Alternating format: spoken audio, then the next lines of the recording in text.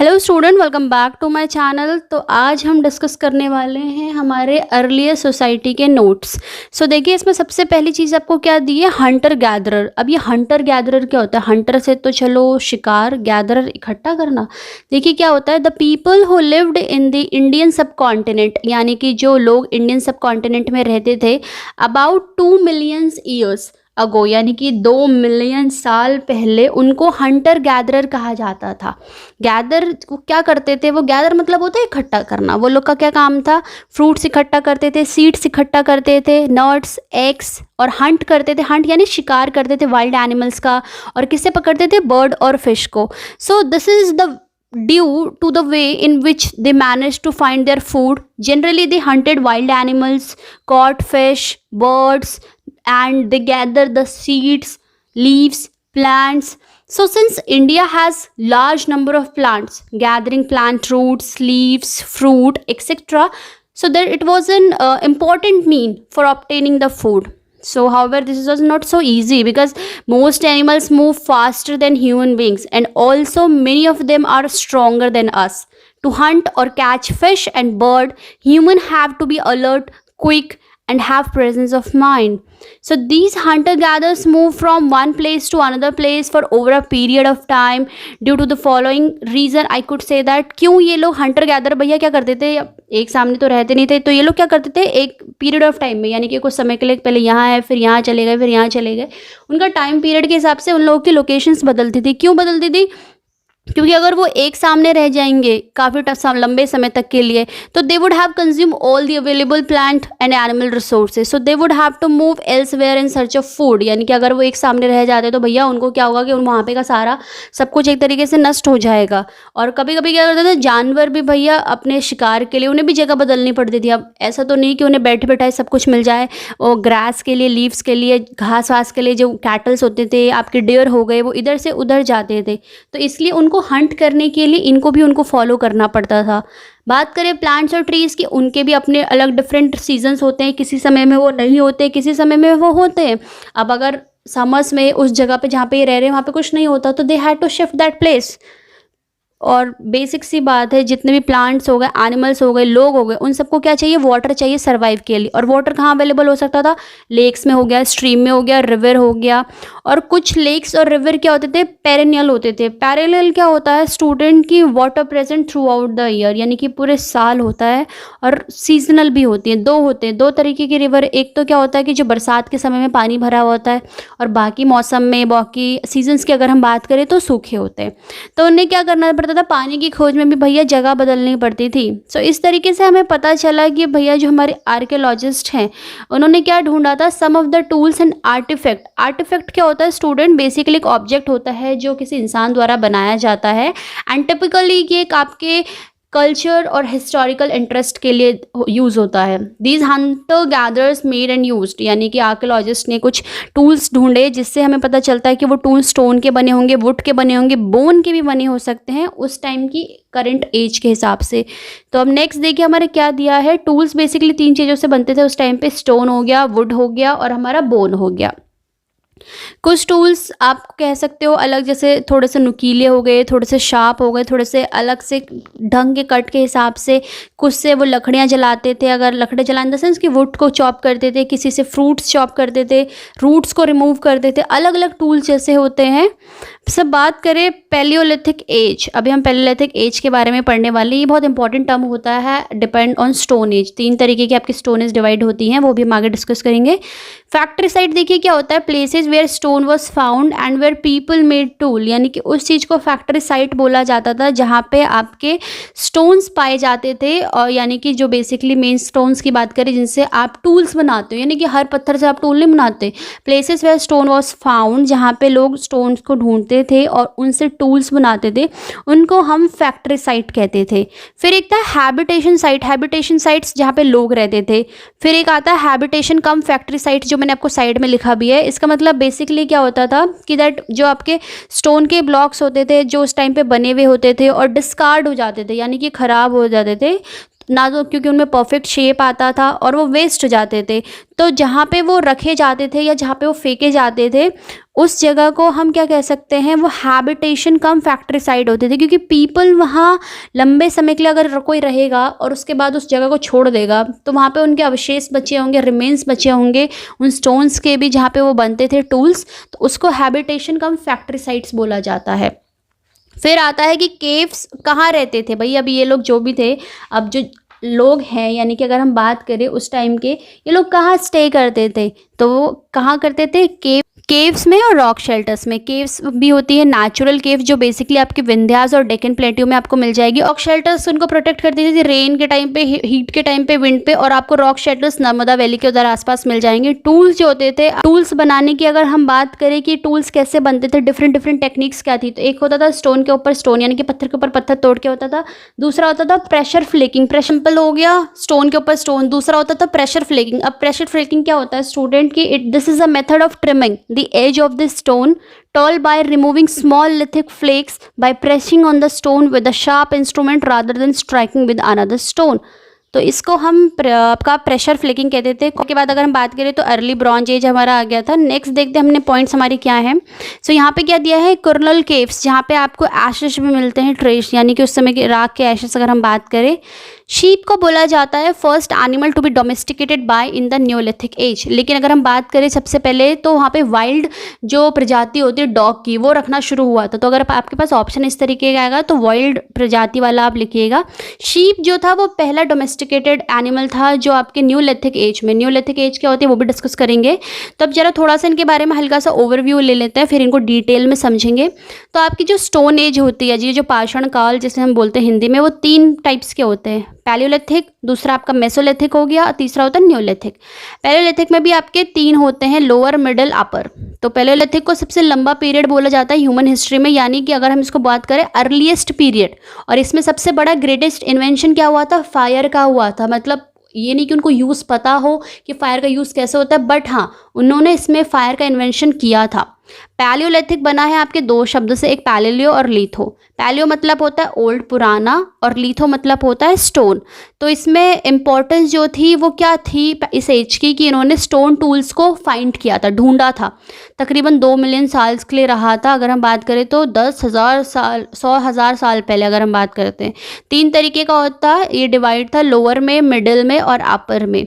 Homo sapiens जो थे यानी कि हम लोग, ह्यूमंस का साइंटिफिक नेम होमोसेपियंस कहा जाता है, वो अपर वाले लिथिक एज में मिला था। 99% ऑफ ह्यूमन हिस्ट्री आपकी पैलियोलिथिक एज की कही जाती है। फिर सेकंड था हमारा मेसोलिथिक। मेसोलिथिक को मिडिल स्टोन एज भी कहा जाता है, यानी कि भैया बीच की हो गए। इसमें क्या हुआ था, इन्वायरमेंट चेंजेस, अगर हम बात करें इन्वायरमेंट के चेंजेस हो गए थे, गर्म होना शुरू हो गया था, क्योंकि पैलियो को बोला जाता है आइस एज के कंपेयर में डिनोट किया जाता है। ये थी 12,000 साल पहले टिल अबाउट 10,000 ईयर्स अगो, यानी कि एक तरीके से इसका 2,000 साल का लाइफ स्पैन था। इसमें स्टोन टूल्स ढूंढे गए, उनको स्मॉल करा गया। और माइक्रोलिथ इसका जो सबसे बड़ा इन्वेंशन था एक तरीके से, जिसमें छोटे छोटे उनको शार्प एजेस में टूल्स बना दिए गए थे, सौर सिकल्स में। 10,000 ईयर्स अगो ऑनवर्ड्स बात होती है फिर न्योलिथिक एज की, यानी कि 10,000 साल पहले। न्योलिथिक मतलब न्यू प्लस आपका लिथिक, न्यू प्लस आपका एक तरीके से लिथिक स्टोन हो गया। तो इसमें मेगालिथ आ गए थे और इसने ओवरकम किया था, ओवरलैप किया था आपकी कैल्कोलिथिक एज को। कैल्कोलिथिक एज कहा जाता है या उसको कॉपर एरा कहा जाता है, उसको ब्रॉन्ज ने किया। स्टोन टूल्स इसमें क्या हुआ था, थोड़े से और अच्छे से रिफाइन हुए थे और मेंटल टूल्स बनाए गए थे, यानी कि और अच्छे तरीके से टूल्स बनाए गए थे। New settlement of India dated around 6000 BC, और ये कब इसका डेटेड हुआ, 6000 BC के अराउंड। नेक्स्ट देखिए हमारे इंपॉर्टेंस रूल क्या कहते हैं, और आप जिसमें हम एक्सप्लेनेशन अच्छे से करने वाले हैं कि भैया क्या क्या होने वाला है। लेकिन उससे पहले कुछ और इंपॉर्टेंट टर्म्स है वो भी डिस्कस कर लेते हैं। तो उस टाइम पे क्या होता था कि ये लोग क्या करते थे कि और क्या क्या पाते थे, एक एरोज करके एक शब्द आएगा आपके पास, यहाँ पे दिया भी है AUROCH। इसका मतलब होता है कि an old wild form of cattle, cattle की ओल्ड फॉर्म को बोला जाता है। वो लोग पेंटिंग करते थे केव वॉल्स में और उसमें वाइल्ड एनिमल्स होते थे, और ये ज़्यादातर आपको मध्य प्रदेश या साउथ यूपी में मिल जाएगा, यानी कि आपका उत्तर प्रदेश। एनिमल्स एक और चीज़ कहा जाता है कि जैसे हम कहते हैं ना ऑस्ट्रिच, भैया कहाँ होता है, कमेंट सेक्शन में बताया कि ऑस्ट्रिच एनिमल आपको कहाँ पाया जाता है ज़्यादा। तो एनिमल्स उस टाइम पे कहा जाता था कि पैलियोलिथिक पीरियड में इंडिया में भी पाए जाते थे, क्योंकि इसको जो शेल्स है वो आपके पटने में पटना की बात नहीं कर रही हूँ मैं, PATNA, पटना नहीं, पटने करके एक जगह आती है या पाटनी करके इसको बोला जाता है, प्रोनाउंसिएशन देख लीजिएगा क्या है इसका। ये महाराष्ट्र में पाई जाते हैं, वहाँ पे आपको इनके अंडों के शेल्स बहुत मिले थे ऑस्ट्रिच के। सबसे ज़्यादा टूल बनाने के लिए जिस धातु तो नहीं कहेंगे, जिस पत्थर का इस्तेमाल ज़्यादा किया जाता था, अगर हाँ एक तरीके से मेटल ही हो गया, तो वो होता था लाइमस्टोन। यूरोपियन कंट्रीज़ का इन्फ्लुएंस ज़्यादा था अगर इसमें बोले। कलर्स क्यों क्या होता था, मिनरल्स से होते थे, ऑक्रे और आयरन से, आयरन ओर हो गया या चारकोल से कलर बनाए जाते थे, क्योंकि जब आप पेंटिंग करेंगे तो उसके लिए कलर भी तो चाहिए ना। Black and red pottery famous थी कैलकोलिथिक फेज की अगर हम बात करते हैं। मेटल एज क्या होती है, मेटल एज में अगर आपका इस तरीके से आया कि भैया मेटल एज क्वेश्चन आ गया, तो उसमें ध्यान रखिए कि main use both stone and copper tools, दोनों टूल्स का यूज़ हो गया था, क्योंकि पहले तो पत्थरों का होता था, उसके बाद आपका यहाँ पे कॉपर और स्टोन टूल्स का हो गया था। पैलेलिथिक रिमेन्स सबसे पहले अगर हम पाए जाते हैं तो बैलरी में पाए जाते हैं। Earliest evidence of silver in India, यानी कि सिल्वर का सबसे पहला साक्ष्य अगर बात करते हैं वो मिला था हमारे हड़प्पन कल्चर में, Harappan civilisation, Indus valley civilisation ही कहा जाता है, ये भी अपनी एक बहुत बड़ी सिविलाइजेशन है। उसके बाद ब्रॉन्ज एज क्या था, basically describe the period that follow the stone age. जैसे यहाँ पे मैंने आपको 3 एज शॉर्ट में बताई हुई हैं, आप देख सकते हो स्टोन एज के यहाँ पे। Palaeolithic, transition period, Neolithic. Transition मतलब होता है मेसोलिथिक। पैलेलिथिक में सबसे ज़्यादा अर्लीस्ट की बात करें, मोस्ट प्रिमिटिव एज थी। उसके बाद इसमें ट्रांजिशन हुआ, क्लाइमेट चेंजेस हुआ, आपके टूल्स में चेंजेस हुआ, इसलिए इसको मेसोलिथिक बोला जाता है। और तीसरा था हमारी जो फाइनल एज थी वो न्यूलिथिक एज थी। अब थोड़े और नोट्स पढ़ लेते हैं इस चैप्टर से रिगार्डिंग।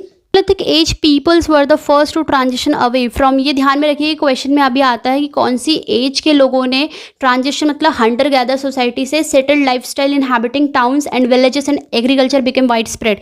अगर हम बात करें न्यूलिथिक एज के लोगों के बारे में, तो ये लोग सबसे पहले थे जिन्होंने हंटर गैदर से ये शिफ्ट हुए थे किसमें, आपके इनहैबिटिंग सोशल टाउन्स में, यानी कि सेटल्ड में। हंटर गैदर क्या थे, वो एक सामने तो रहते नहीं थे, परमानेंट थे, यानी कि आप ये समझ लो कि टेम्पररी से परमानेंट की सोसाइटी में जो शिफ्ट हुआ था, समझ लो कि ट्रांजिशन जो टेम्पररी से परमानेंट में हुआ था वो आपका न्यूलिथिक एज में हुआ था। ओल्डेस्ट स्टोन टूल एग्जिबिटेड कहाँ हुआ था, अगर हम बात करें सबसे पहले तो वो हुआ था आपका लोमकीवी में, जो 3 होता है आपका वेस्ट तुर्काना में। 3 स्टेज सिस्टम, अब 3 स्टेज सिस्टम वही आपका यानी कि 3 स्टोन सिस्टम समझ लो। ये सबसे पहले दिया था 1929 में एश्ले जॉन हिलेरी गॉडविन ने और क्लेरेंस राय लोविन ने, इन दोनों ने मिलके साथ में दिया था, जो इनकी एक बुक थी, आर्टिकल थी अगर हम बात करें, stone age culture of south Africa, एक आर्टिकल था जो किसके जर्नल में आया था, annuls of south African museum में। तो 3 सिस्टम जो 1929 में दिया था, यानी कि स्टोन एज का कॉन्सेप्ट जो अगर हम बात करें वो इन लोगों ने दिया था। और सबसे पहले 1859 में जेम्स जेकब वॉसे ने प्रपोज करा था फर्स्ट इसको डिवीज़न को, यानी कि जो इसके 3 अलग अलग डिवीज़न है, पैलियोलिथिक हो गया आपका, दूसरा आपका मेसोलिथिक हो गया, तीसरा आपका न्यूलिथिक हो गया। तो पहला आप देखते हैं थोड़ा सा और डिटेल्स में। तो पैलियो जैसे मैंने आपको बताया था, पैलियोलिथिक मतलब होता है, पैलियो मतलब हो गया ओल्ड और लिथिक मतलब हो गया स्टोन। तो तकरीबन ये 99% of period of human technology pre history, यानी कि 99% इन्होंने ह्यूमन टेक्नोलॉजी की अगर हम बात करते हैं, टेक्नोलॉजी भी इन द सेंस की प्री हिस्ट्री की बात होते हैं। देखो स्टूडेंट, हिस्ट्री ना 3 पार्ट्स में डिवाइड है आपकी, प्री, प्रो और हिस्ट्री। प्री हो गया जो चीज़ रिटर्न में नहीं थे, जो पुराने थे, आपके प्रो में थोड़ा आपको जो अवशेष मिले, और जो हिस्ट्री होती है जो बेसिकली आपके रिमेन्स अगर हम बात करें, जो आपका रिटन फॉर्मेट होता है वो आप जो पढ़ रहे हो उसको हम हिस्ट्री कहलाते हैं। सो यहाँ पे होमिनिन्स थे, होमिनिन्स और प्लाइस्टोसिन इस तरीके से आपको दिया होगा इसका एज का। तो होमिनिन्स मतलब जब ये चिंपैंजी वाला जो एरा स्टार्ट हुआ था 3.3 मिलियन ईयर्स अगो, और प्लाइस्टोन बोला जाता है आपकी आइस एज को, जो तकरीबन आपका 11,650 बीपी यानी कि बिफोर प्रेजेंट। फिर था आपका जिन्होंने पैलियोलिथिक को अगर हम बात करें कि एक आर्कियोलॉजिस्ट थे जिन्होंने टर्म्स भी दिए थे, ये जॉन लुबक 1865 में। एक आता है निग्रोटो रेस भी आपका, अगर किसी क्वेश्चन में आता है कि कौन से टर्म से कनेक्टेड है, तो ध्यान में रखिएगा पैलियोलिथिक एज से कनेक्टेड है। पैलेलियो मैन को क्या कहा जाता था उस टाइम पे, क्वार्टराइट कहा जाता था, क्योंकि एक स्टोन टूल होता है जो बहुत ही हार्ड रॉक क्वार्टजाइट से बनता है, इसलिए पैलेलियो मैन को क्वार्टजाइट भी कहा जाता था। देखिए अब नेक्स्ट हमें क्या दिया गया है। अब आता है मेसोलिथिक एज। मेसोलिथिक से पहले आपको मैं थोड़ा सा और डिटेल में बता दूं पैलियोलिथिक एज के बारे में। सो पैलियोलिथिक एज आपकी 500,000 से लेकर 100,000 BCE before the common era में हुई थी। इसमें 3 पार्ट्स थे, लोअर, मिडिल, अपर। लोअर आपका हो गया अप टू, सो इसमें 100,000 दिया है, फिर मिडिल हो गया 100,000 से 40,000, अपर हो गया 40,000 से 10,000 BC यानी कि बिफोर क्राइस्ट अगर हम बात करें तो। फिर आता है कि लोअर क्या होता है, लोअर को कहा जाता है अर्ली पैलेलियो एज, यानी कि जो सबसे पैलेलियो एज थी जिसमें तकरीबन आपका आइस एज मतलब जिसमें बड़े बड़े ग्लेशियर्स पूरा मतलब पूरा बर्फ़ का अगर हम बोले तो उस तरीके से जो एज थे जिसमें पूरा बहुत सारे अलग अलग मैमल्स बहुत अलग डिफरेंट क्रिएचर्स थे। सो उन्होंने ग्रेटर पार्ट जो बेसिकली था अर्ली वाला यानी कि जो अप टू 100,000 BC वाला था वो कवर किया था, जिसमें हंटर गैदरर्स भी होते थे। साइट अगर हम बात करें सबसे पहले कहाँ पाई गई थी, बोरी महाराष्ट्र में, और लाइमस्टोन का यूज़ किया जाता था। सेकेंड थिंग जो इम्पॉर्टेंट प्लेस है वो अगर हम बात करते हैं अर्ली पैलेलियो एज के लिए वो भीमटका था आपका मध्य प्रदेश MP में जो साउथ ऑफ भोपाल आता है। तो ये वाले इसके इम्पॉर्टेंट प्लेस थे आपके लोअर पैलेलिथिक एज में। अब बात करें अगर हम अपने मिडिल एज के, मिडिल एज में देखिए क्या दिया है, मिडिल एज में हमें दिया है टूल्स का जो यूज़ होता था, फ्लेक थे, ब्लेड थी, पॉइंटर्स थे, स्क्रैपर्स थे और स्मॉल थे और लाइटर भी थे। और सबसे पहले हमें ये बेलन वैली जो यूपी में पड़ती है और नर्मदा रिवर के पास, ऊपर मैंने 2 और पॉइंट दिए हैं कि मेसो और न्यू को कौन सा एरा कहा जाता है, होलिसेना एरा कहा जाता है। क्यों कहा जाता है यहाँ पे इनको एरा, क्योंकि उस टाइम पे टेम्परेचर में राइज हुआ था, टेम्परेचर गर्म हुआ था और आइस मेल्ट होनी शुरू हो गई थी, यानी कि एक तरीके से जो आपका आइस एज वाला पैटर्न था, आइस एज वाली एज थी वो जाग चुकी थी। नेक्स्ट था आपका अपर, क्या होता है अपर पैलेलिथिक। अपर पैलेलिथिक में देखिए ये लास्ट फेज था आइस एज का, इसमें क्लाइमेट जो था वो कंपैरेटिवली वार्मर होने लग गया था और ह्यूमिड अगर लेस की बात करें, इसमें हुआ था आपका emergence of Homo sapiens, innovation in tools and technology. तो ये था आपका पैलेलिथिक का। अब बात करते हैं मेसोलिथिक का। तो मेसोलिथिक से पहले हम थोड़े से इसके टर्म्स समझ लेते हैं कि मेसो का मतलब क्या होता है। तो देखिए स्टूडेंट, मेसो का मतलब होता है आपका मिडिल और लिथिक आपको पता है स्टोन को, तो इससे मिडिल स्टोन एज भी कहा जाता है। Old world archaeological period between upper palaeolithic and new palaeolithic, यानी कि अपर इन द सेंस कि पैलियो का सबसे जो लास्ट वाला टर्म था उसके और न्यू के बीच का जो है फाइनल पीरियड था ये हंटर गैदरर्स के लिए। मेसो मतलब, मेसो टर्म किसने दिया था, हॉर्डर वेस्ट्रॉप। ये क्वेश्चन भी आता अगर इस तरीके के देंगे 1866 या 1877 दोनों में से टिक कर लीजिएगा।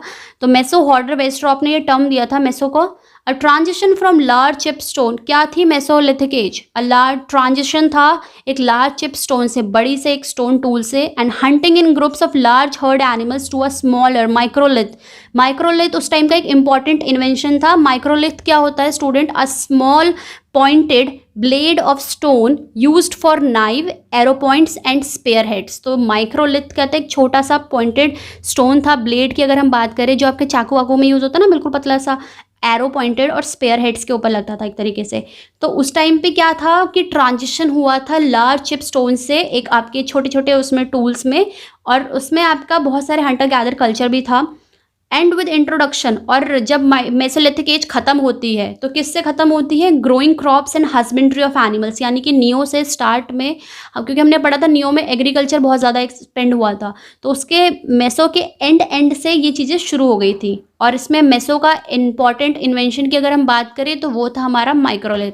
आप थोड़ा और समझते हैं हमारा मेसोलिथिक के बारे में। सो इसमें देखिए जो मैं अभी थोड़ी देर पहले आपको समझा भी रही थी कि शिप क्या था, हमने देखा था कि जो नॉर्मली क्वेश्चन आता है कि भैया कौन सा एक ऐसा एनिमल है जो आपका सबसे पहले डोमेस्टिकेटेड हुआ था। अगर हम बात करें कि the stone age people had the first domestic, तो वहाँ पे शीप आंसर आता है।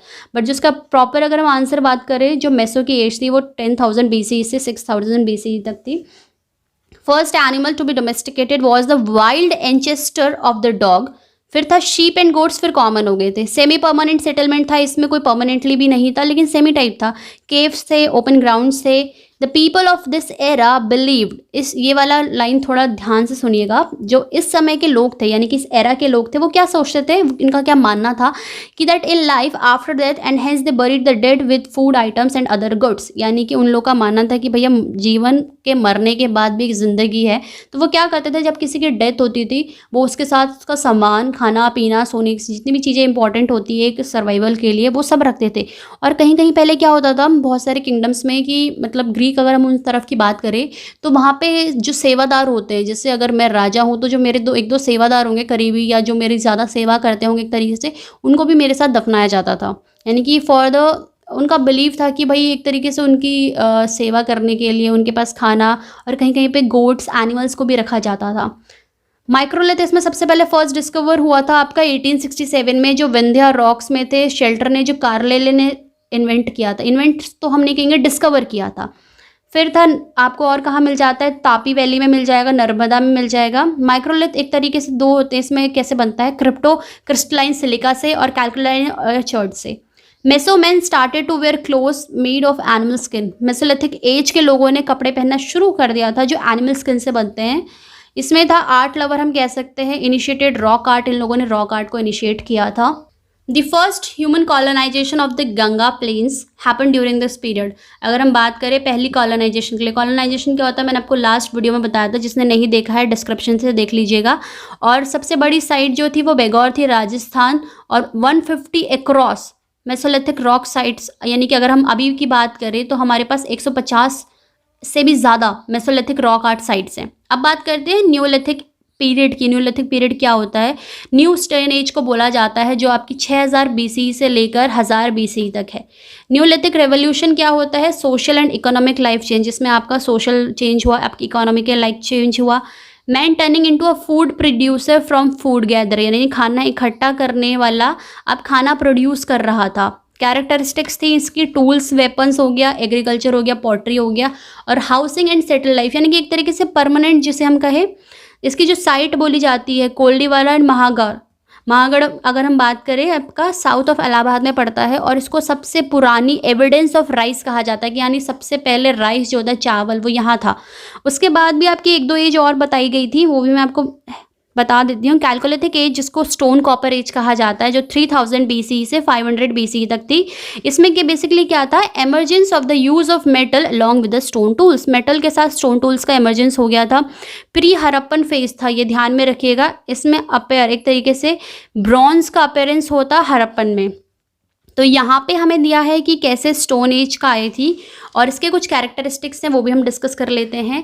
तो कैरेक्टरिस्टिक्स में क्या था, एनिमल्स था, यानी कि कैटल रेयरिंग। रेयरिंग मतलब होता है स्टूडेंट, अगर हम बात करें आपकी जैसे होता है ना शीप के ऊपर से उसके बाल निकाले जाते हैं, ऊन अगर हम एक बात करें उसको रेयरिंग प्रोसेस कहता है, the removal of hair from the skin of animal. Pottery था, रूरल सेटलमेंट था, आर्ट एंड क्राफ्ट था, वर्शिप था, इन्फेंट मोर्टिलिटी था। इन्फेंट मोर्टिलिटी भैया इस टाइम पे बहुत ज़्यादा बढ़ गई थी, इन्फेंट होता बच्चा। ज्वेलरी की बात करें, और सबसे ज़्यादा ये था आपका अहर में बानस वैली में, यहाँ पे दिया गया सबसे ज़्यादा ये फाइंड हुआ था। फिर आता हमारा iron age, prehistoric period, जो आपका 1500 BCE से लेकर 200 BCE तक था। इसमें अराइवल्स हो गया था आर्यन का, वैदिक पीरियड शुरू हो गया था, जैनिज्म आ गया था, बुद्धिज्म आ गया, महाजनपद का कॉन्सेप्ट आ गया था। टोटल 16 महाजनपद थे। First major civilisation on the bank of the river Ganga after the Indus valley, यानी कि पहली बहुत बड़ी सिविलाइजेशन थी। बैंक मतलब होता है किसी चीज़ का किनारा, ये बैंक वाले बैंक की बात नहीं हो रही कि भैया जा रहे हो डिपॉजिट करके आ रहे हो, किनारे वाले की बात हो रही है। तो यहाँ पे किस तरीके से हमने फर्स्ट सिविलाइजेशन स्टार्ट की थी जो बड़ी थी, वो महाजनपद थी। और एक और चीज़ आती है कि रॉबर्ट ब्रूस फुल, ये नेम आएगा अगर कहीं किसी MCQ में। इन्होंने क्या डिस्कवर करा था, first Palaeolithic tool in India. इन्होंने सबसे पहला पैलियोलिथिक टूल इन इंडिया में डिस्कवर किया था, जिसका नाम था पल्लवरम हैंड एक्स। तो ये था हमारा बेसिकली आपका सारी एजेस के बारे में। आई होप कि आपको कॉन्सेप्ट क्लियर हो गया होगा। कोई डाउट होता है तो कमेंट सेक्शन में लिखिएगा। बाकी प्लेलिस्ट में और भी आपके चैनल्स दिए गए हैं, उनको ज़रूर देख लीजिएगा। बाकी और प्लेलिस्ट भी दी गई है, वो आप देख लीजिएगा। अगर आपके काम की है तो ज़रूर देखिएगा। तो मिलती हूँ आपसे नेक्स्ट लेक्चर में। कोई डाउट होता है तो डिस्क्रिप्शन पे तो IDs दी गई हैं, वहाँ से कॉन्टैक्ट कर सकते हो, वरना आप यहाँ पे कमेंट सेक्शन में अच्छे से लिख सकते हो कोई डाउट वगैरह होता है। और अगर आप कोई एडिशनल इन्फॉर्मेशन भी देना चाहते हैं जो आपने पढ़ी है, तो वो भी आप कमेंट में ज़रूर शेयर कर सकते हैं हमारे लर्नर्स के साथ। तो मिलती हूँ आपसे नेक्स्ट लेक्चर के लिए, तब तक के लिए थैंक यू।